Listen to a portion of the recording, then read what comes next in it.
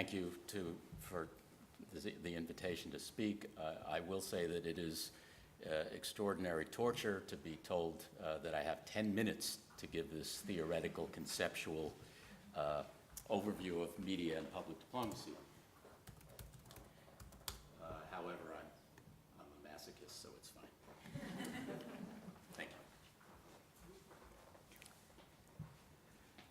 you. So the focus in this panel and what I want to talk about is mediated communication, the role specifically of that element of public diplomacy. Obviously, there are other elements, but this is my area of study and the focus for today.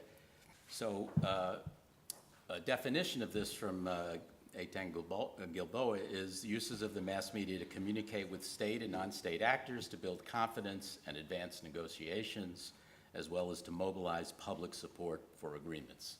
So let's not call it mass media anymore, let's call it mediated communication to build support, sympathy, understanding, or perhaps acquiescence.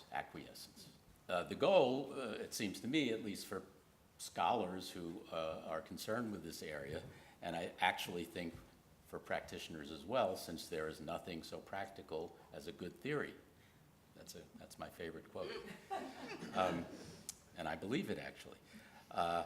Understanding conditions under which foreign support for U.S. foreign policies can be stimulated by this mediated form of public diplomacy. How do we arrive at an understanding of the process to advance achievement of the goals? Now, we immediately confront this problem. First of all, forget about the rest of the world, what's going on just in the domestic media and communication environment. We do not have a theory that helps us fully to grasp whether and when and why Americans support U.S. foreign policy. So just looking at the domestic situation, we lack a unified theory and a thorough understanding just within the United States. So we certainly don't have a theory of whether and how messages spread from the U.S. through other political communication systems, through the variety of media. So this is it's a problematic situation for those of us who are trying to develop theory that has something to tell practitioners as well as theoreticians. Nonetheless, being a professor, I have a model. And, I think it might help in thinking about this, so I advance it for your approval or disapproval and discussion. I developed this in the context of domestic politics, and that's where we have to start before we complicate it with the international aspect. The idea is that you can conceive of the political communication process as a hierarchy of networks through which mental associations activate and spread. And a definition of these mental associations that's useful and is commonly used is a frame, an interpretation, let's call it, a diagnosis of a situation and a suggestion of what caused it and how we might cure it and what are the moral implications. So it's all about spreading frames. That's true of political candidates, it's true of public diplomats as well, whether you're talking media or any other form of diplomacy. It's about spreading frames, spreading interpretations. If we think about the media's role in this, I suggest that the system links the administration, the president, the White House, the State Department with media and the public. And so I have a little diagram like this that illustrates why I call it a cascade. The idea is in the traditional media world, we'll get to the actual world momentarily, elites create these frames based on trying to sell their proposals and so on. They pass them along to media. Often they're successful in getting the media to accept the frames and transmit them unmediated, more or less the same as the president issued it, to public opinion, which responds in terms of polls, elections, demonstrations, which provides feedback to the media and to elites. In the positive instance, the president propounds a frame, the media accept it, goes to the public accepts it, the feedback is positive, the media pay more attention to it, the president's reinforced, and it's a virtuous circle from the president's point of view.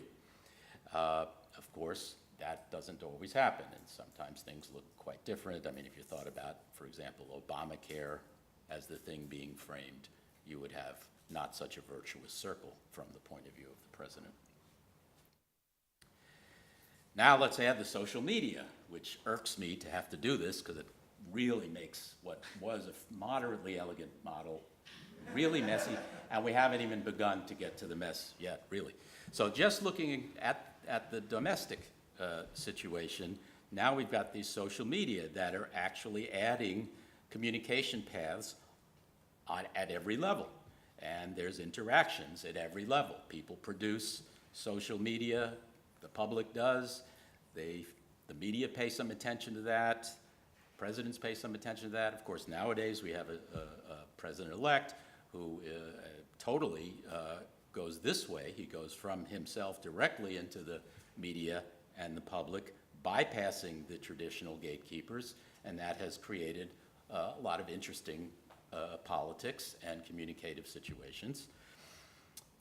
Is it good or bad? Is it good for the president? I think it remains to be seen. I'm not too terribly alarmed about Donald Trump, manipulating the whole public through Twitter. I think that's a little premature. Okay, so now let's think a little about the public diplomacy context. What we're trying to do here is activate and spread pro-American frames in the foreign countries' media of communication in this particular slice that we're looking at today. And we're talking traditional and social as well. And one way of thinking about it, there's a range of potential target countries here. And the conditions are quite different. So you might say, and I just completely pulled this out of the air, when it comes to the Pakistani media, that U.S. frames are generally not responded to very favorably. It's a pretty hostile environment for mediated public diplomacy. That doesn't mean it's always that way, but in general. Then at the other end, you get a country like the UK, which is a very close traditional ally, and their media, you get a situation I call frame parity, where at least the American point of view, the American frames, have a reasonable chance of being heard pretty substantially. Maybe the Brits have a different point of view, but there's a chance to get through. In the middle are probably most countries where it's not total hostility and a great deal of friendliness, but you get at least a chance for some debate, some contestation between the U.S. framing of the situation and domestic frames. So, of course, you have to craft your efforts taking into account the differences in the different audiences. So if we now take the Cascade International and talk about moving frames from the U.S. media, from U.S. public discourse to other countries, it is more complicated. Just sticking for a moment to the traditional media. You've got private forms of messaging and public diplomacy. You have sort of the official public diplomacy, which some of the people on the panel and in the room have engaged in. You also have impact of the media.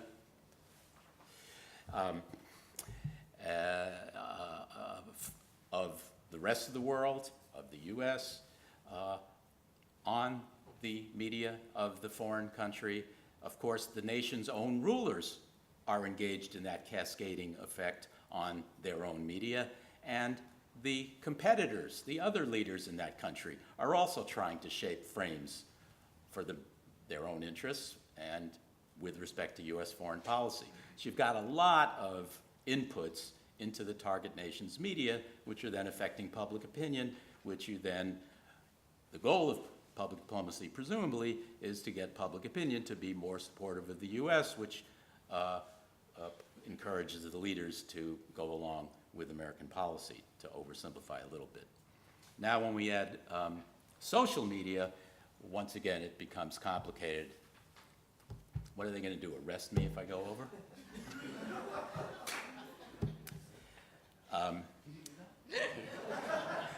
Yeah, actually, I shouldn't say that. Who knows who's in this audience? Ooh.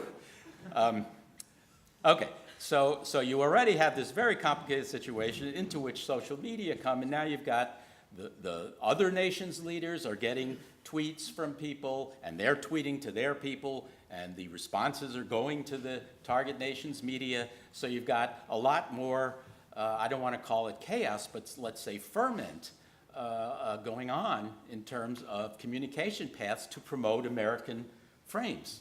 I don't know if that's good or bad, and clearly the rest of the panel, this is why I'm talking this way, to give you a sort of an overview sense of the kinds of specific efforts that they'll talk about.